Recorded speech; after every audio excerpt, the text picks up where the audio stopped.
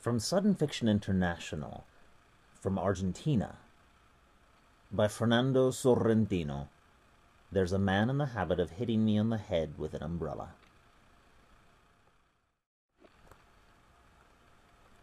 There's a man in the habit of hitting me on the head with an umbrella. It's 5 years to the day since he began hitting me on the head with his umbrella. At first I couldn't stand it. Now I've grown accustomed to it. I don't know his name.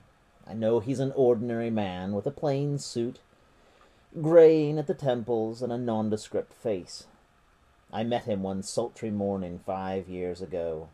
I was sitting peacefully on a bench in Palermo Park, reading the newspaper in the shade of a tree. All of a sudden I felt something touch my head. It was the same man who now, as I write, automatically and impassively keeps striking me blows with his umbrella. That first time I turned around, full of indignation. I become terribly annoyed when I'm bothered while reading the paper. He went right on, calmly hitting me. I asked him if he were mad. He seemed not to hear me. I then threatened to call a policeman. Completely unruffled, he went on with what he was doing. After a few moments of hesitation, and seeing he was not about to back down, I stood up and gave him a terrific punch in the face.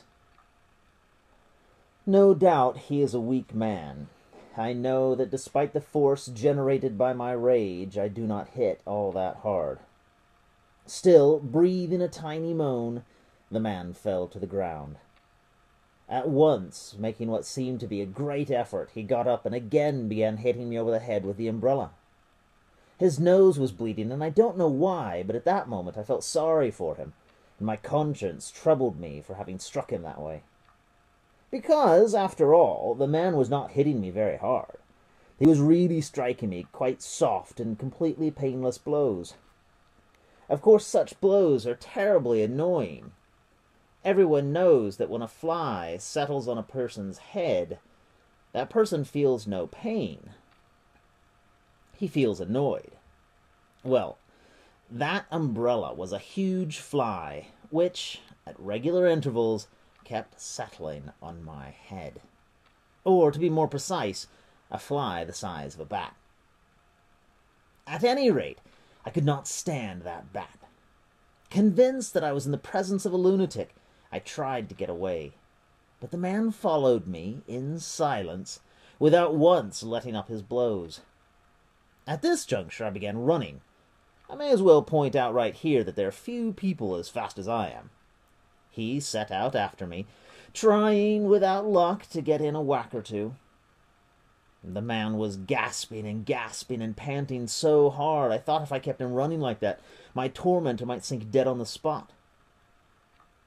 For that reason I slowed to a walk. I looked at him. His face registered neither gratitude nor reproach. He just kept hitting me over the head with his umbrella. I thought of making my way to a police station and saying, "Officer, this man is hitting me over the head with an umbrella." It would have been unprecedented. The policeman would have stared at me suspiciously, asked for my papers, and begun questioning me with embarrassing questions.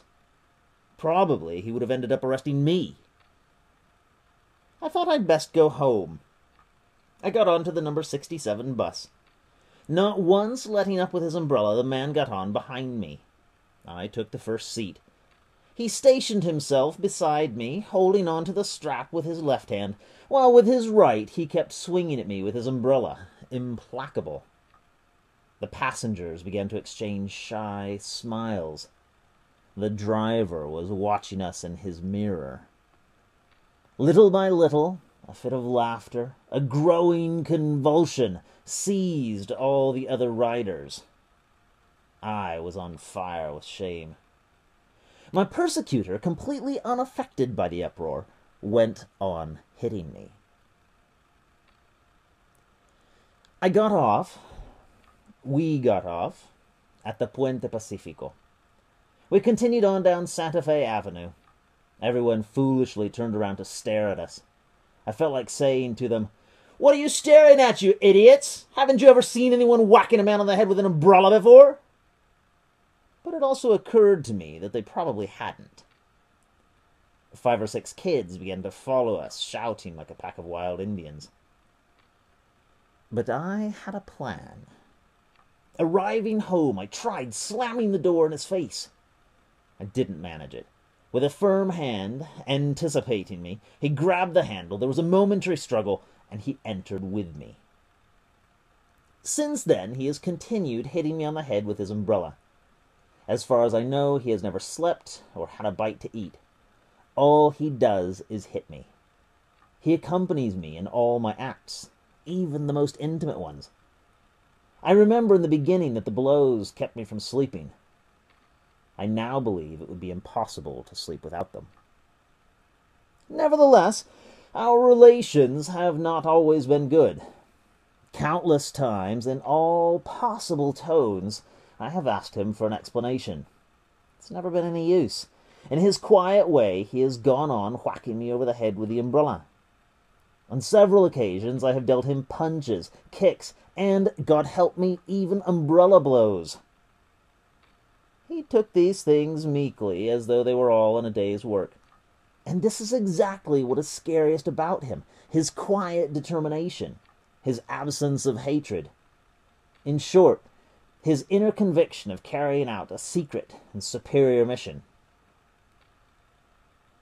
Despite his apparent lack of physiological needs, I know when I hit him he feels the pain. I know he's weak. I know he's mortal. I also know a single shot would free me of him. What I don't know is whether when we're both dead he will go on hitting me in the head with his umbrella. Neither do I know whether the shot ought to be aimed at him or at me. In any case, this reasoning is pointless. I know full well I wouldn't dare kill either him or myself. On the other hand, it recently occurred to me that I could not live without his blows. More and more frequently now I have a horrible premonition. I am distressed, deeply distressed, to think that perhaps when I most need him, this man will go away, and I will no longer feel those soft blows of his umbrella that help me sleep so soundly.